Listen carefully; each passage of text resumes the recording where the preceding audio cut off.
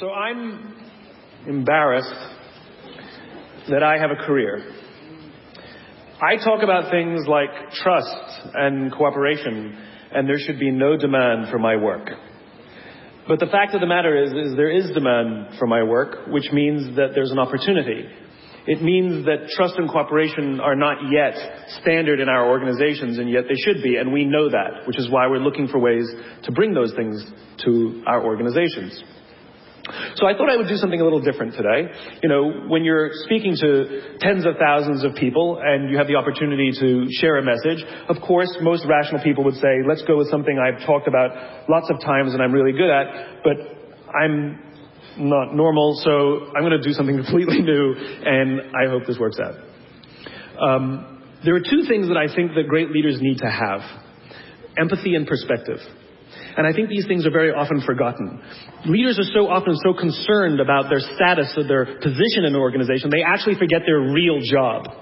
And the real job of a leader is not about being in charge, it's about taking care of those in our charge. And I don't think people realize this, and I don't think people train for this. When we're junior, our only responsibility is to be good at our jobs. That's all we really have to do. And some people actually go get advanced educations so that they can be really good at their jobs, accountants or whatever, right? And you show up and you work hard, and the company will give us tons and tons of training how to do our jobs. They'll show us how to use the software. They'll send us away for a few days to get trained in whatever it is that we're doing for the company. And then they expect us to go be good at our jobs. And that's what we do. We work very hard. And if you're good at your job, they'll promote you. And at some point, you'll get promoted to a position where we're now responsible for the people who do the job we used to do, but nobody shows us how to do that. And that's why we get managers and not leaders. Because the reason our managers are micromanaging us is because they actually do know how to do the job better than us. That's what got them promoted. Really what we have to do is go through a transition. Some people make it quickly, some people make it slowly, and unfortunately some people will never make that transition at all. Which is we have to go through this transition of being responsible for the job and then turning into somebody who's now responsible for the people who are responsible for the job. And as I said before, one of the great things that is lacking in most of our companies is that they are not teaching us how to lead. And leadership is a skill like any other. It is a practicable, learnable skill. And it is something that you work on. It's like a muscle. If you practice it all the days, you will get good at it and you will become a strong leader. If you stop practicing, you will become a weak leader. Like parenting, everyone has the capacity to be a parent. Doesn't mean everybody wants to be a parent, and doesn't mean everybody should be a parent. Leadership is the same. We all have the capacity to be a leader. Doesn't mean everybody should be a leader, and it doesn't mean everybody wants to be a leader. And the reason is because it comes at great personal sacrifice. Remember, you're not in charge, you're responsible for those in your charge. That means things like when everything goes right, you have to give away all the credit. And when everything goes wrong, you have to take all the responsibility. That sucks, right? It's things like staying late to show somebody what to do. It's things like when something does actually break, when something goes wrong, instead of yelling and screaming and taking over, you say, try again.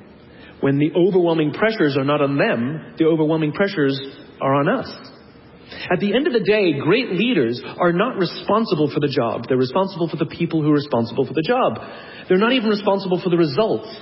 I love talking to CEOs and say, what's your priority? And they put their hands on their hips all proudly and say, my priority is my customer. I'm like, really? You haven't talked to a customer in 15 years. There's no CEO on the planet responsible for the customer. They're just not. They're responsible for the people who are responsible for the people who are responsible for the customer. I'll tell you a true story. A few months ago, I stayed at the Four Seasons in Las Vegas. It is a wonderful hotel. And the reason it's a wonderful hotel is not because of the fancy beds. Any hotel can go and buy a fancy bed. The reason it's a wonderful hotel is because of the people who work there. If you walk past somebody at the Four Seasons and they say hello to you, you get the feeling that they actually wanted to say hello to you. It's not that somebody told them that you have to say hello to all the customers, say hello to all the guests, right? You actually feel that they care. Now, in their lobby, they have a coffee stand. And one afternoon, I went to buy a cup of coffee, and there was a barista by the name of Noah who was serving me. Noah was fantastic. He was friendly and fun, and he was engaging with me, and I had so much fun buying a cup of coffee, I actually think I gave 100% tip, right? He was wonderful. So as is my nature, I asked Noah, do you like your job? And without skipping a beat, Noah says, I love my job. And so I followed up. I said, what is it that the Four Seasons is doing that would make you say to me, I love my job? And without skipping a beat, Noah said, throughout the day, managers will walk past me and ask me how I'm doing, if there's anything that I need to do my job better. He said, not just my manager, any manager. And then he said something magical. He says, I also work at Caesar's Palace. And at Caesar's Palace, the managers are trying to make sure we're doing everything right. They catch us when we do things wrong. He says, when I go to work there, I like to keep my head under the radar and just get through the day so I can get my paycheck. He says, here at the Four Seasons, I feel I can be myself. Same person, entirely a different experience from the customer who will engage with Noah. So we in leadership are always criticizing the people. We're always saying we've got to get the right people on the bus. I've got to fill my team. I've got to get the right people. But the reality is it's not the people. It's the leadership. If we create the right environment, we will get people like Noah at the Four Seasons. If we create the wrong environment, we will get people like Noah at Caesar's Palace. It's not the people. And yet we're so quick to hire and fire. You can't hire and fire your children. If your kids are struggling, we don't say, you got to see at school, you're up for adoption. So why is it that when somebody has performance problems at work, why is it that our instinct is to say, you're out? We do not practice empathy. What does empathy look like? Here's the lack of empathy. This is normal in our business world. You walk into someone's office, someone walks into our office and says, your numbers have been down for the third quarter in a row. You have to pick up your numbers, otherwise I can't guarantee what the future will look like. How inspired do you think that person is to come to work the next day? Here's what empathy looks like. You walk into someone's office, someone walks into your office and says, your numbers are down for the third quarter in a row. Are you okay? I'm worried about you. What's going on? We all have performance issues. Maybe someone's kid is sick. Maybe they're having problems in their marriage. Maybe one of their parents is dying. We don't know what's going on in their lives. And of course it will affect performance at work. Empathy is being concerned about the human being, not just their output. We have, for some reason, our work world has changed over the past 20 and 30 years. We are suffering the side effects of business theories left over from the 80s and 90s. And they are bad for people, and they are bad for business. Let me give you an example. The concept of shareholder supremacy was a theory proposed in the late 1970s.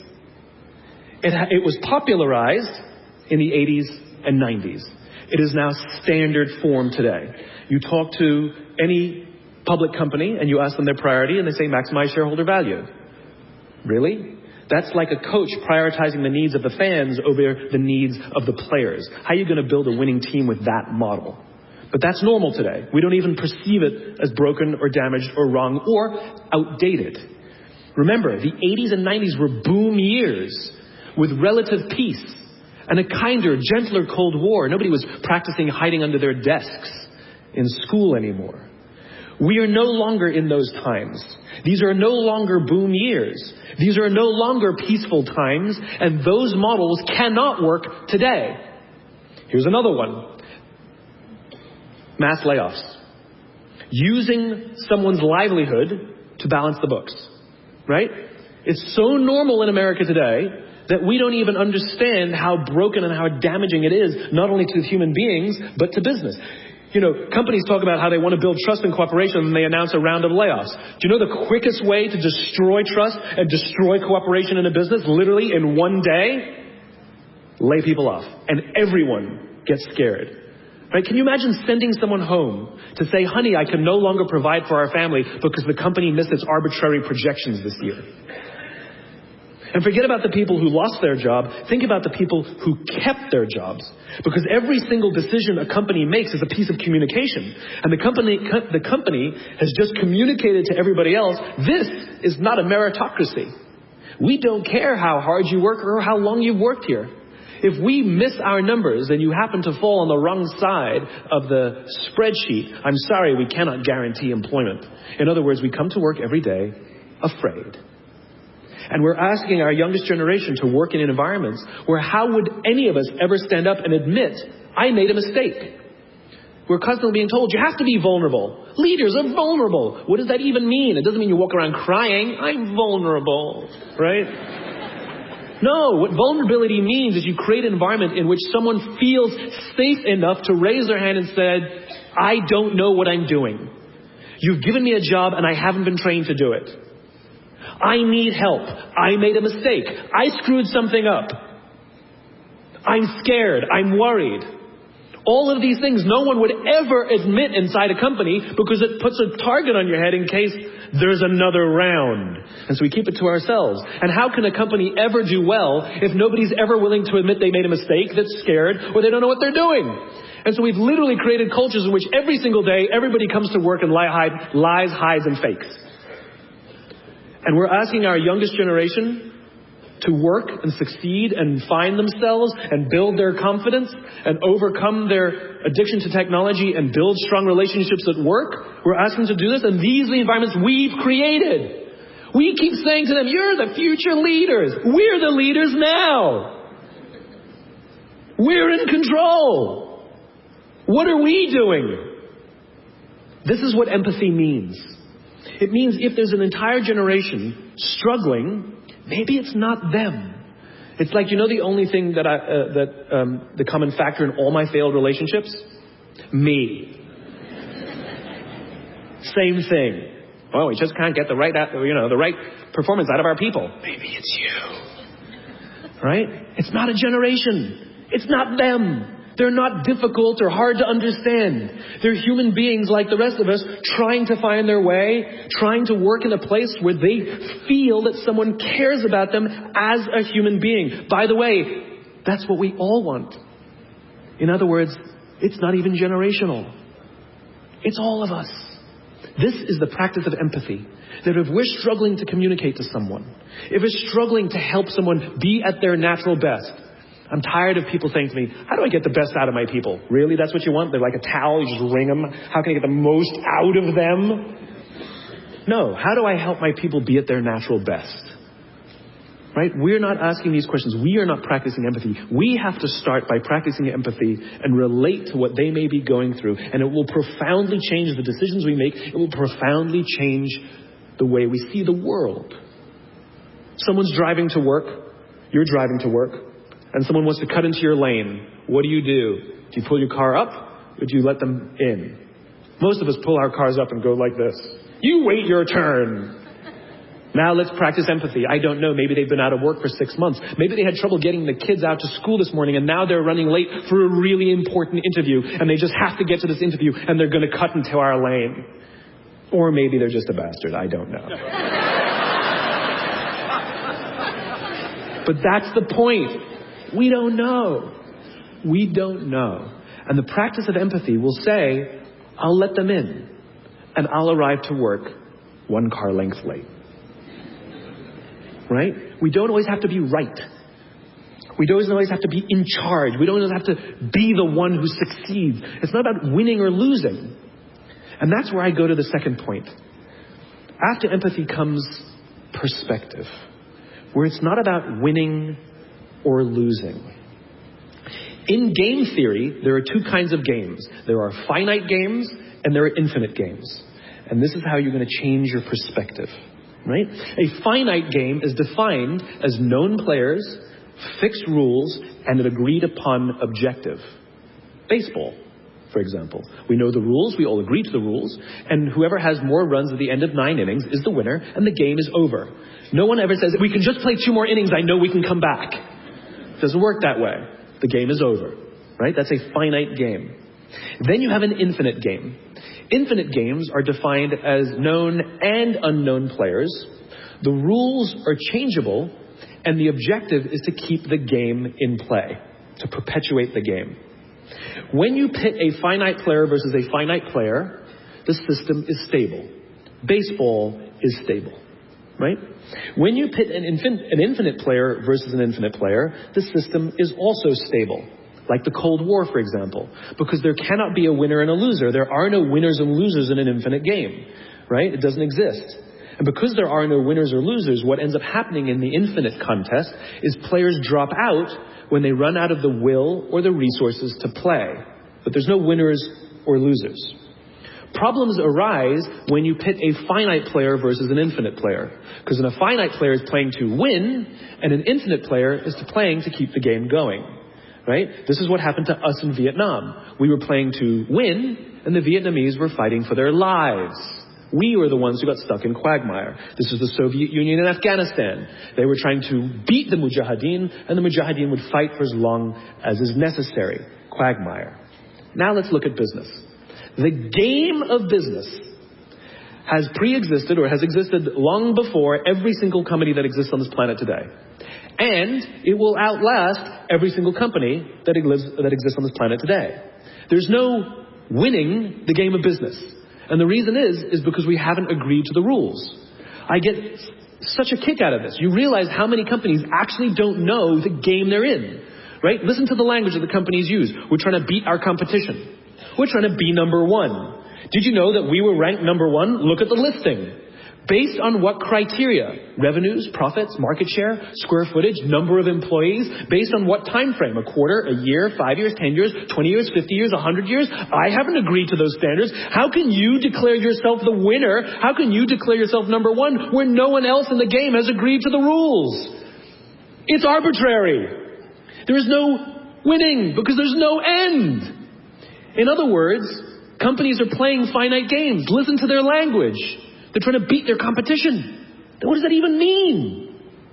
It's the leaders in the companies that understand the game that they're in and organize their resources and their decision-making around the infinite contest that outlast and frustrate their competition.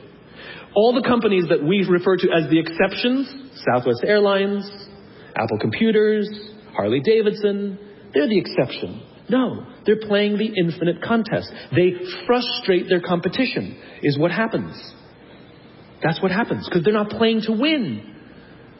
Jim Senegal, the founder of Costco, which is the only real company that gives Walmart a run for its money, he says public companies are looking to succeed for the quarter. He says, we're looking for the next 50 years. You can hear him. He's playing the infinite contest. I spoke at a leadership summit for Microsoft. I also spoke at a leadership summit for Apple. Now, at the Microsoft summit, I would say 70% of the executives, and this was under the Steve Ballmer days, I would say about 70% of the executives spent about 70% of their presentations talking about how to beat Apple. At the Apple summit, 100% of the executives spent 100% of their presentations talking about how to help teachers teach and how to help students learn. One was obsessed with their competition. The other one was obsessed with where they're going. So at the end of my presentation at Microsoft, they gave me a gift. They gave me the new Zune, which was the competitor to the iPod Touch when it was a thing, right? And I have to tell you, this piece of technology was spectacular. It was beautiful.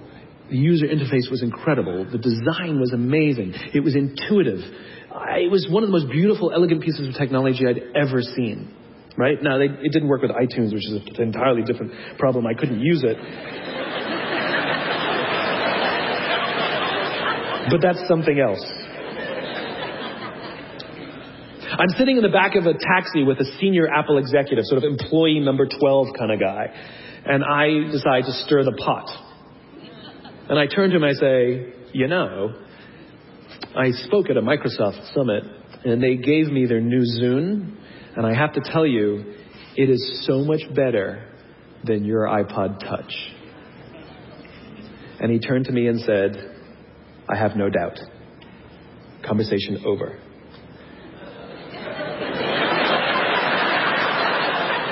Because the infinite player isn't playing to be number one every day with every product. They're playing to outlast the competition. If I had said to Microsoft, oh, I've got the new iPod Touch, it's so much better than your new Zune, they would say, can we see it? What does it do? We have to see it. Because one is obsessed with their competition, the other is obsessed with why they do what they do, the other is obsessed with where they're going. And the reason Apple frustrates their competition is because secretly, they're not even competing against them. They're competing against themselves. And they understand that sometimes you're a little bit ahead, and sometimes you're a little bit behind. And sometimes your product is better, and sometimes you're not. But if you wake up every single morning and compete against yourself, how do I make our products better than they were yesterday? How do I take care of our customers better than we did yesterday? How do we advance our cause more efficiently, more productively than we did yesterday? How do we find new solutions to advance our calling, our cause, our purpose, our belief, our why every single day? What you'll find is over time, you will probably be ahead more often. Those who play the infinite game understand it's not about the battle, it's about the war. And they don't play to win every day.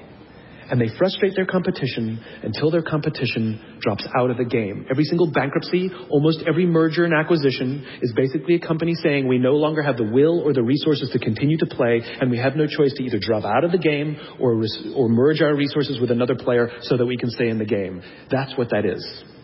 And if you think about the number of bankruptcies and mergers and acquisitions, it's kind of proof that most companies don't even know the game they're in. You want to be a great leader, start with empathy. You want to be a great leader, change your perspective and play the game you're actually playing.